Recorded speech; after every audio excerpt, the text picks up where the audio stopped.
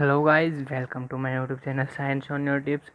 दोस्तों, पिछली वीडियो में हमने बात की थी digestive system of human being की, जिसमें हमने एलिमेंट्री कैनाल माउथ से लेकर एब्जॉर्प्शन ऑफ फूड के तक पढ़ा था।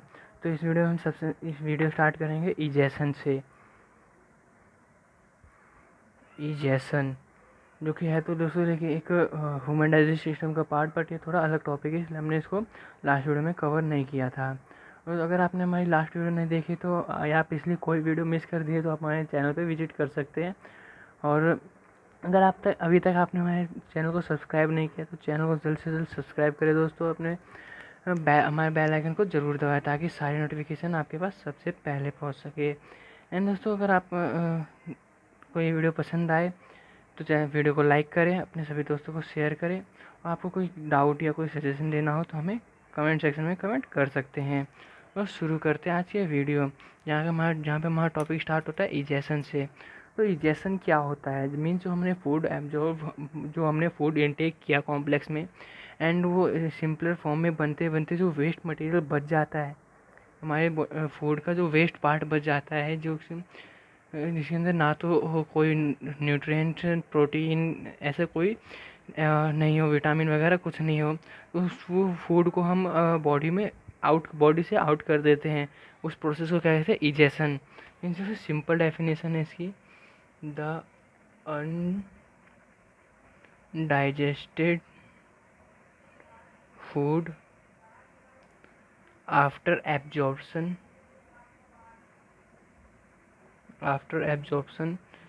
is moved large intestine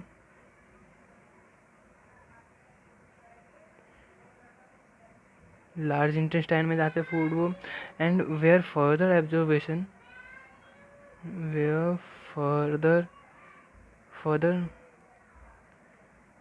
absorption of water. Means जो उसमें वेस्ट मटेरियल में अनडाइजेस्टेड फूड में जो वाटर बच जाता है उसका जो है डाइजेशन या एब्जॉर्प्शन वो लार्ज इंटेस्टाइन में हो जाता है। And occur after that undigested food in the form of feces are removed out from the body through anus. Water वहाँ एब्जॉर्ब होता है दोस्तों, एंड उसके बाद occur after that the undigested food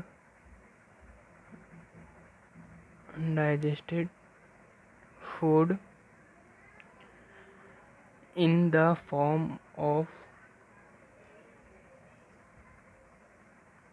feces are removed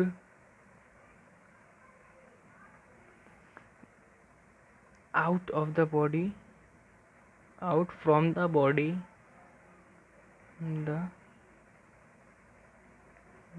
through anus जो कि हमारा दोस्तों एलिमेंट्री कैनाल का सबसे लास्ट पार्ट होता है। तो यहाँ पर हमारा ह्यूमन डाइजेस्टिव सिस्टम जो है पूरी तरह कंप्लीट हो गया है। तो उसके बाद हम बात करने बोल रहे हैं ह्यूमन डाइजेस्टिव सिस्टम के बाद ह्यूमन रेस्पिरेटरी सिस्टम। उसके बाद बात आती है ह्यूमन रेस्पिरेटरी सिस्टम की। बात करें हम ह्यूमन रेस्पिरेटरी सिस्टम, जिसके बारे में हमने एक वीडियो बना दी है पहले दोस्तों। अगर आपने वीडियो नहीं देखी तो आप उस वीडियो को देख ले। अब उसी के बारे में हम थोड़ा डीप में यहाँ पढ़ेंगे। तो व्हाट इज़ रेस्पिरेशन? सबसे मेन टॉपिक आता है रेस्पिरेटरी सिस्टम में, व्हाट इज़ रेस्पिरेशन।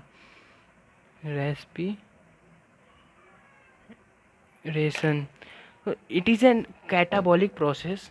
रेस्पिरेशन जो है, रेस्पिरेशन इज़ अ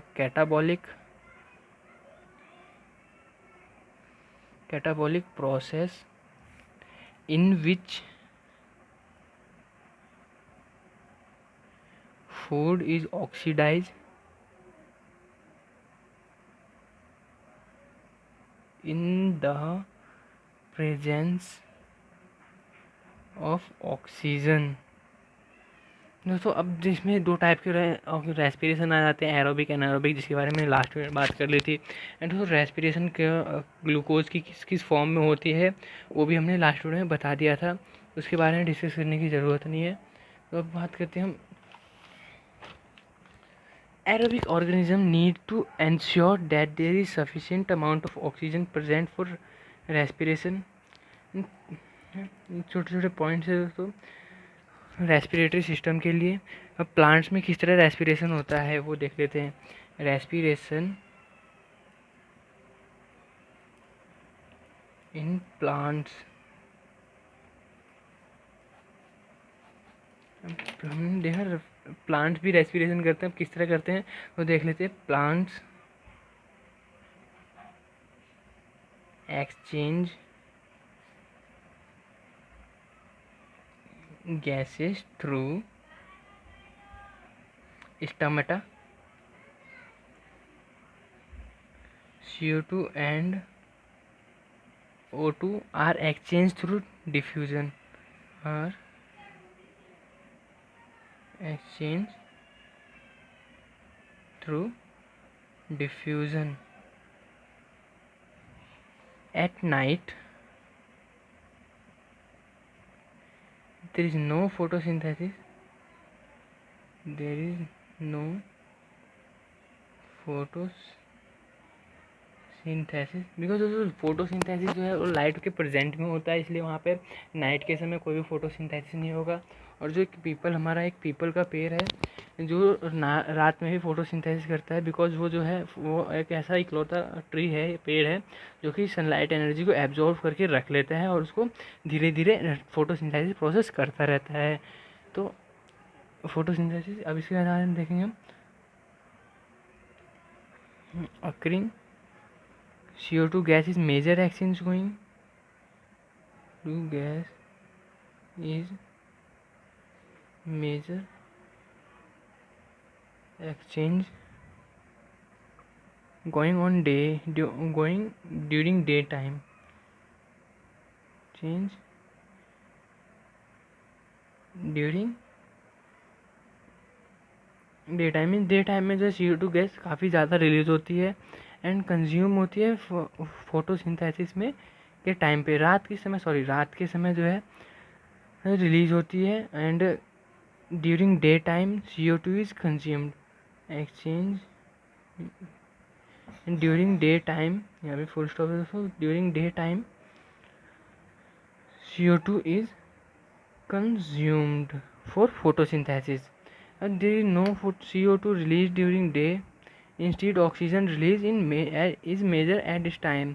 मीन्स दोस्तों ये जो है हमें रात के समय CO2 आउट करता है एंड दिन के समय CO2 को इनटेक करता है. तो प्लांट में जो रेस्पिरेशन है वो बिल्कुल ह्यूमन की तरह है, बट उसमें जो इनटेक, एक्सहेलेशन और इनहेलेशन जो है जिस प्रोसेस होता है वो प्रोसेस है डिफ्यूजन, जिससे स्टोमेटा एक मीडियम का रोल करता है. स्टोमेटा एक मीडियम का रोल करता है. जिस तरह हमारे रेस्पिरेटरी सिस्टम में, ह्यूमन रेस्पिरेटरी सिस्टम में नोज एक मीडियम है इनटेक और इनहेल और आउटहेल के लिए, एक्सहेल के लिए, इसी तरह प्लांट्स में स्टोमेटा एक मीडियम है CO2 और O2 को एक्सचेंज करने के लिए डिफ्यूजन प्रोसेस के थ्रू. एंड बात आती है दोस्तों किस तरह वो रेस्पिरेशन होता है, वो हमने बता दिया था लास्ट वीडियो में. एंड इंस्पिरेशन, नेक्स्ट टॉपिक है हमारा inspiration.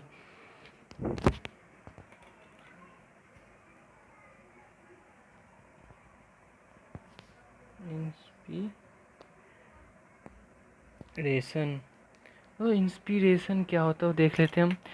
It involve the contraction of phrenic muscles which move the diaphragm to downward side and it become flat, resulting in increasing in thoracic volume from interior to posterior axis. Means तो inspiration क्या होता है, एक ऐसा process है इसमें कोई contraction होता है फ्रेनिक मसल्स का एंड वो डायफ्राम को मूव कर देता है डाउनवर्ड एंड बिकम फ्लैट, वो फ्लैट हो जाता है. Result in the increase of thoracic, जो वहाँ पे थेरेसिक वॉल्यूम होता है या जो हमारे चेस्ट का जो वॉल्यूम होता है वो इंक्रीज कर जाता है, जिससे वो फ्लैट हो जाता है from the interior to posterior axis. अब आता है transportation in human body. Transportation जैसा कि नाम से पता चल रहा है दोस्तों, ट्रांसपोर्ट करना, किसी चीज़ को एक जगह से दूसरी जगह ले जाना. ट्रांसपोर्टेशन, नाम से पता लग रहा है किसी चीज़ को ले जाना। तो दोस्तों अब ये ट्रांसपोर्टेशन जो है एक हमारा सर्कुलेटरी सिस्टम का एक पार्ट है। सर्कुलर सिस्टम में जो 3 चीज़ें कंसिस्ट करती है, 3 पार्ट्स ऑफ सर्कुलेटरी सिस्टम, जो कि हमारा blood vessels and the heart, human heart. तो हम बात करें सबसे पहले ब्लड के बारे में। हम ब्लड के बारे में। तो what is blood? Formation of blood is called hemopoiesis occur in bone marrow. Formation of blood is called hemopoiesis occur in bone marrow. जो बोन ब्लड का जो फॉर्मेशन है वो बोन मैरो में होता है and it consist of 2 part, plasma and corpuscle. जो blood है वो क्या कंसिस्ट करता है? It consist of 2 part, first is plasma and other is corpuscles. अब plasma transport food substances, gases and hormone. जो प्लाज्मा है वो फूड सब्सटेंस, गैसेस और हार्मोन को एक जगह से दूसरी जगह ले जाता है। अब बात आ जाए ब्लड वेसल्स की। ब्लड वेसल्स जो है जिसके एक ऐसा मतलब मीडियम है जिसके थ्रू जो ब्लड है वो फ्लो करता है। अब बात आती है ब्लड वेसल्स की, जो कि हमारा सर्कुलेटरी सिस्टम का सेकेंड पार्ट है। तो there are 3 blood vessels. First is artery, second is veins, and the last one is capillaries, blood capillaries.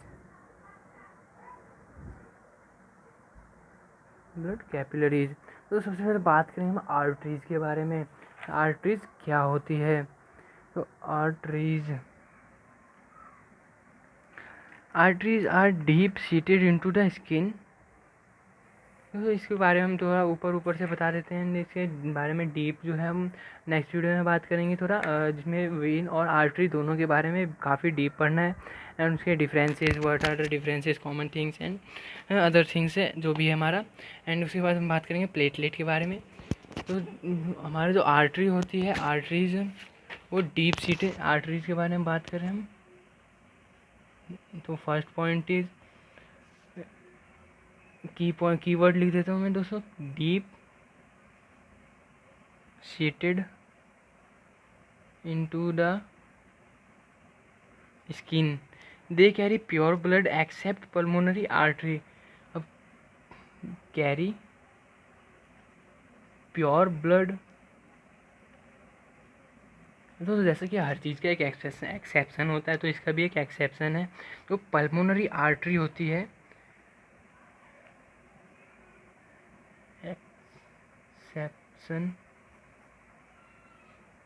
Exception में दोस्तों पल्मोनरी आर्टरी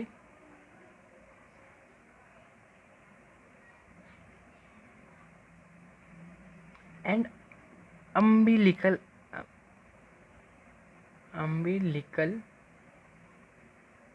आर्टरी जो है ये है इम्प्योर ब्लड कैरी करती है। ठीक है दोस्तों, बाकी जो भी आर्टरी है वो ब्लड प्योर ब्लड कैरी करती है। एंड दोस्तों थर्ड कीवर्ड इज आर, जो आर्टरीज होती है carry blood away from heart, carry blood from heart to body में। जो ये आर्टरीज है ये ब्लड को हार्ट से लेकर बॉडी तक लेके जाती है, मतलब हार्ट से दूर लेके जाती है। And fourth keyword is are arteries do not have valves, don't have valves. अब बात आती है दोस्तों, बात करते हैं हम वेन्स के बारे में। तो वेन्स जो है इसका जस्ट अपोजिट होता है। Veins are superficial, first keyword are superficial, means जो हमारा अपसाइड होता है, थोड़ा डीप सीटेड नहीं होता ये सुपरफिशियल ब्लड होता है। एंड कैरी अब ये जैसा कि आपने देखा, ये जो आर्टरीज है वो प्योर ब्लड कैरी करती है, तो वेन्स जो होगी इम्प्योर ब्लड कैरी करेगी, कैरी इम्प्योर ब्लड। जैसे कि आर्टरीज के एक्सेप्शन है तो इसके भी एक्सेप्शन होंगे। सेम एक्सेप्शन पल्मोनरी वेन्स हैं, umbilical veins. Exception pulmonary vein, umbilical when, ये इसके एक्सेप्शन है। अब जिस तरह ये ब्लड को जो है कैरी करता था फ्रॉम हार्ट टू बॉडी, तो वेन क्या करेगा हमारा जो है carry blood from body to heart, ठीक है। एंड जिस तरह इसका है, इसमें देखा था इसमें वाल्व्स नहीं होते, तो अब वेन्स में वाल्व्स होते हैं। Have veins have valves. तो वाल्व्स क्या होता है यार, और ये वेन्स में होते हैं और आर्टरीज में क्यों नहीं होते हैं, ये क्वेश्चन आपके मन में ज़रूर उभरा होगा इस लाइन को सुनकर कि आर्टरीज में वाल्व्स है और वेन्स में नहीं है। तो वाल्व्स दोस्तों देखिए, एक तरह से आपने पानी की पाइपलाइन में भी देखा होगा, जो हम वाल्व्स लगाकर वाटर का सप्लाई को रोक सकते हैं। उसी तरह जो है ये जैसा कि ये हार्ट से बॉडी में लेकर जाता है, मीन्स जब हार्ट कॉन्ट्रैक्ट करता है तो ब्लड जो है फ्लो करता है, इसमें इसमें इतनी वेलोसिटी होती है कि वो बैक फ्लो नहीं कर सकती है। बट जो वेन्स होते हैं वो बॉडी से हार्ट की तरफ ब्लड लेकर जाते हैं, जिससे क्या होता है कि उसमें उतनी वेलोसिटी नहीं होती जिससे कि वो ब्लड जो है वो बैक फ्लो कर सकते हैं। और इस बैक फ्लो को रोकने के लिए वेन्स में वाल्व्स लगाए जाते हैं और आर्टरीज में वाल्व्स की ज़रूरत नहीं होती है। दोस्तों आज की वीडियो कैसे लगी हमें कमेंट करके ज़रूर बताएं। एंड दोस्तों आपको हमारे चैनल पे नए हो तो चैनल को ज़रूर सब्सक्राइब करो, बेल आइकन को दबाएं। और आज की वीडियो में इतना ही। नेक्स्ट वीडियो में बात करें हम कैपिलरीज और प्लेटलेट्स के बारे में। एंड दोस्तों बाद में बात करें हम सर्कुलर सिस्टम के मेन पार्ट, जो कि हमारा हार्ट है। विदाउट हार्ट सर्कुलर सिस्टम हो ही नहीं सकता। तो आज की वीडियो में इतना ही। Stay home, stay safe.